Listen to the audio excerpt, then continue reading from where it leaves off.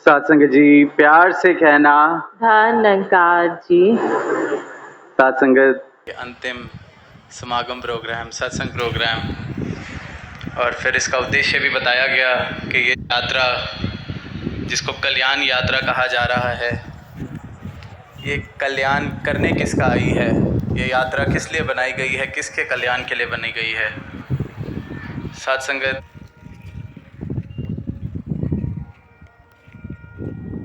ये सिर्फ 1, 2, 4 के लिए नहीं, ये सारी मानवता के लिए सतगुरु माता जी इस रूप में जगह पहुंचकर इस सत्य की आवाज़ को पहुंचा रहे हैं। और साथ संगत, ये जो हम संतों को, जिनको इन्होंने अपना ये ब्रह्म ज्ञान दिया है, ये अब हम सबकी जिम्मेवारी भी बनती है कि जिस तरह से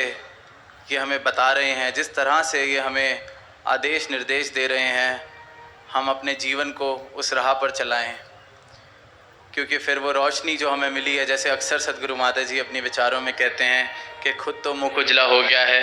अब हमने औरों के पास भी इस रोशनी को पहुंचाना है। और साथ संगत,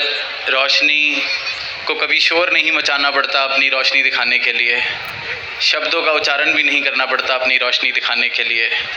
एक रोशनी के स्रोत को, किसी अंधेरे कमरे को अगर जगमगाना है तो उसको कोई अनाउंसमेंट, कोई बातें या कोई कन्विक्शन या किसी को बहुत ही ताम झाम करने की ज़्यादा ज़रूरत नहीं पड़ती रोशनी को, बस उसको प्रकट होना होता है वहाँ। और चाहे अंधेरा फिर कितना ही पुराना हो, चाहे वो युगों युगों से अंधेरा हो उस कमरे के अंदर, पर अगर एक बारी रोशनी का एक माचिस की तीली भी जल जाए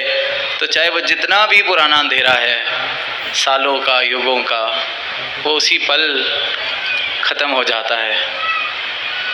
और यही कृपा इनकी हमारे जीवन में हुई कि जो कितनी योनियों से एक अंधकार में जो जीवन जिया जा रहा था कि मैं कौन हूँ, मैं क्या हूँ, मुझे कुछ पता ही नहीं, इन्होंने ऐसी कृपा की कि मुझे मेरा असल रूप दिखा दिया। और साथ संगत, सद्गुरु जब हमें हमारा असली ये रूप दिखाते हैं तो उसके बाद कुछ ज़्यादा उम्मीद इस तरह से नहीं रखते कि अब तुम्हें ऐसे चलना है, अब वैसे चलना है, या कोई शर्तें कि अगर ऐसे नहीं करोगे तो ऐसे हो जाएगा, ऐसे नहीं करोगे तो ऐसे हो जाएगा। और साथ संगत, यही प्रमाण है पूर्ण सद्गुरु का, क्योंकि वो देने अपनी रोशनी आए हैं तो बस वो यही चाहते हैं कि जो ज्ञान है जितनी जल्दी समझ जाओ, जितनी जल्दी से जीवन में उतार लो, जीवन अपने आप आपका रोशन हो जाएगा। सतगुरु माता जी ने मुंबई का जिक्र हुआ कि मुंबई में जो पहला सत्संग प्रोग्राम हुआ, समागम प्रोग्राम हुआ इस टूर का, वहाँ सतगुरु माता जी ने फरमाया कि ये मन को बदलने के लिए कोई फिर प्रयत्न नहीं करने पड़ते, ये सहज ही हो जाता है। जितना जितना इस रोशनी के साथ मैं जुड़ता चलता हूँ, जितना जितना मैं संतों का संग करता हूँ, जितना जितना मेरा समर्पण अपने सद्गुरु की तरफ बढ़ता है, मेरे जीवन में सहजता अपने आप ही आती रहती है। मुझे कोई अपने मन को कोसना नहीं पड़ता, मजबूर नहीं करना पड़ता, या मन मारना नहीं पड़ता, वो अपने आप ही हो जाता है। और इसलिए इन्होंने फिर कहा कि स्थिर मन सहज जीवन, कि जहाँ इस मन में स्थिरता आ गई तो फिर जीवन में सहजता भी अपने आप आ जाएगी। और साथ संगत, निरंतर टूर का जिक्र चल रहा था तो बहुत ही संतों के दर्शन करने को मिले, और ना जाने लाखों संतों को, कितने हज़ारों संतों को सतगुरु माता जी के दर्शन करने का अवसर मिला। तो साथ संगत, सबके अपने भाव होते हैं, सब अपने अपने दिल की बात रखना चाहते हैं गुरु के आगे, और हम सब ये भी जानते हैं और कहते हैं कि सतगुरु तो अंतर्यामी है, पर फिर भी अंदर से इच्छा होती है कभी कभी कि मौका मिलता है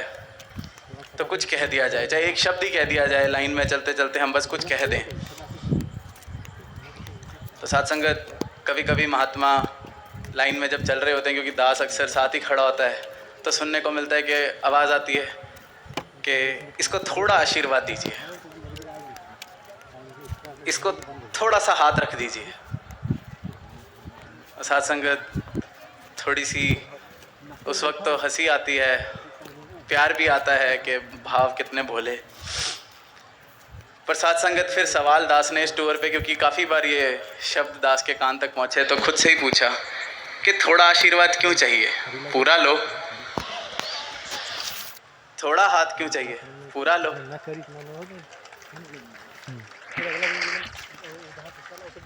थोड़े का तो सौदा इन्होंने दिया ही नहीं। इन्होंने कोई जब अपना ज्ञान दिया, थोड़ा थोड़ी दिया, आप सबने ज्ञान लिया, तो इन्होंने ये कहा कि आज मैं थोड़ा ज्ञान दे रही हूँ, बाकी आपको कुछ साल बाद मिलेगा, बाकी कुछ साल बाद मिलेगा। नहीं, पूरा ब्रह्म ज्ञान, पूरा पार ब्रह्म विराट स्वरूप एक क्षण में, एक पल में पूरे का पूरा हमारी झोली में डाला, तो फिर मैं थोड़ा आशीर्वाद क्यों मांग रहा हूँ। साथ संगत, बात हंसी की तो कभी कभी लगती है, पर फिर दास को अपने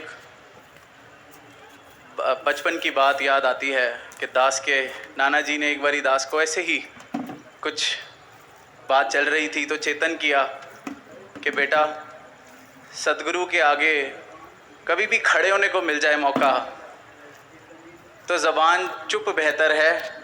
इससे ज़्यादा के कहीं कुछ ऐसा शब्द निकल जाए जिसका ना तुम्हें मतलब पता चले कि तुमने क्या बोल दिया, और तुम बाद में सोचो ये मेरे मुंह से क्या निकल गया। तो चुप रहना ज़्यादा बेहतर है, जब तक तुम्हें नहीं पता कि तुम इस तरह से क्या बोल जाओगे।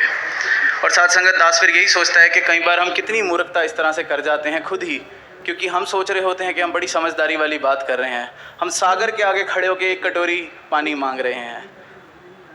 भर भर के ले जा रहे हैं एक कटोरी, और ये कह रहे हैं तू बूंद है, तू मुझ में ही आ जा, पूरा सागर बन जा, पर मैं अपनी एक कटोरी में ही खुश हूँ।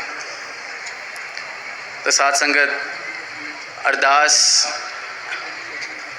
अपने लिए भी और सबके लिए भी कि थोड़ी चेतनता हमें अपनी जगानी पड़ेगी कि जब सतगुरु साकार सच्चे पातशाह के सामने खड़े हैं, तो ये ज़बान इससे पहले कोई गुस्ताखी करे, इस पे ताला बेहतर है। साथ संगत, हम दुनिया में अक्सर ये बात सुनते हैं कि चुप रह लो, इससे पहले कि तुम कुछ गलत किसी रिश्ते, छोटे से किसी रिश्ते के अंदर भी कि कोई एक अपशब्द निकल जाए, कोई बात हो जाए, मिसअंडरस्टैंडिंग हो जाए।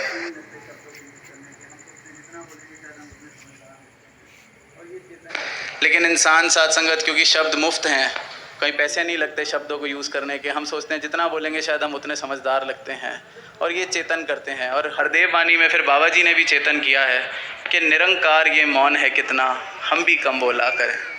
और साथ संगत, वो बात कम बोलने वाली क्या है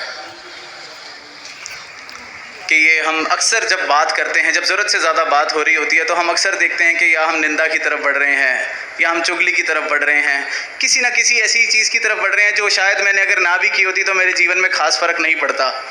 बात करके शायद यही लगता है कि बात की ही क्यों, ना ही करते, कहते ही ना, अब कह के सोच रहे हैं कह क्यों दिया।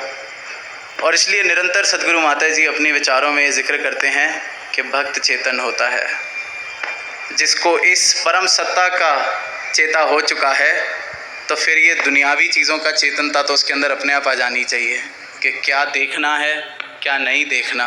क्या छोड़ना है, क्या पकड़ना है। और साथ संगत, ये इनका विरध है कि ये युगों युगों से रूप बदल बदल कर इंसान को चेतन करने आ रहे हैं,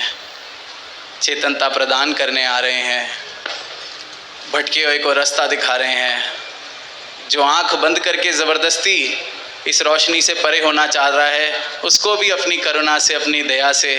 कह रहे हैं कि एक बारी आंख खोल लो, एक बारी इस रोशनी के दर्शन कर लो। और साथ संगत, ये हमारे बड़े भाग हैं कि इन्होंने हमें इस सत्य की रोशनी को दिखाया है। अब काम इतना ही बनता है, जैसे अभी महात्मा भी कहते हैं कि ये जो रोशनी है ये जलती जाए। दास ने पीछे भी कहीं मौका मिला तो कहा था कि एक जलते हुए दिए को, किसी बुझे हुए दिए को अगर जलाना हो तो उस जलते हुए दिए को कुछ ज़्यादा नहीं करना पड़ता, ना उस बुझे हुए दिए को कुछ ज़्यादा करना पड़ता है। बस आपस में जब वो निकट हो जाते हैं, वो बुझा हुआ दिया अपने आप जल जाता है। बस एक समीपता की ज़रूरत होती है वहाँ पे। पर अगर वो जलता हुआ दिया भी बुझ जाए तो उसके आसपास कितने भी दिए इकट्ठे हो जाएं, रोशनी नहीं फैलने वाली। तो अगर ये रोशनी जो हमारे जीवन में आई है, ये जो हम बुझे हुए दियों को इन्होंने जलाया है, अब ये हमारा कर्तव्य बनता है, हमारी अरदास बनती है कि सतगुरु माता जी ये रोशनी आपकी हम संभाल पाएँ, ये जो हमारा तन मन धन रूपी जो दिया हमारा शरीर है, ये स्थूल जितनी चीज़ें आपने हमें दी हैं, जिसके अंदर हम समाये हुए हैं और जिसके अंदर इस रोशनी को आपने जागृत किया है, हम इसकी संभाल कर सकें, ताकि फिर कोई भी जब निकट आए तो वो रोशनी लेता जाए। और साथ संगत, इसलिए अक्सर कहा जाता है कि ये संतों का कर्तव्य है कि जलते संसार में ठंडक पहुंचानी है। तो जब अपने जीवन में ठंडक होगी, अपने जीवन में ये रोशनी होगी, तो इसने फैल अपने आप जाना है। तो अपने लिए भी, आप सबके लिए भी सदगुरु माता जी से यही अरदास कि जैसा आप जी जाते हैं हम सबका वैसा जीवन बने, जैसी भक्ति आप जी हमें चाहते हैं हम निभाएं। क्योंकि भक्ति साथ संगत अलग अलग नहीं होती कि हम तो ऐसी भक्ति करते हैं, हम तो वैसी भक्ति करते हैं। भक्ति सिर्फ वो है जो ये कह रहे हैं, और एक समय पर एक ही तरीके की भक्ति हो सकती है जो उस समय का पैगंबर कह रहा है और बता रहा है। और आज अगर ये कह रहे हैं कि ये भक्ति है तो बस यही भक्ति है। ये बात जीवन में समझ आ जाए, इस बात का इस बात पर कि कहे अवतार गुरु ही रब है, इस विच कोई भुलेखा नहीं, इस बात का, इस सबक को पक्का कर लें तो जीवन आसान हो जाएगा, भक्ति आसान हो जाएगी। और जो ये लोक सुखी परलोक सुहेला वाली हम बात करते हैं, वो बैठे बिठाए इसी पल हो जाएगा। साथ संगत जी प्यार से कहना। माता जी के वीडियो देखने करे सब्सक्राइब करना ना भूले। महापुरुषों धन्यवाद जी।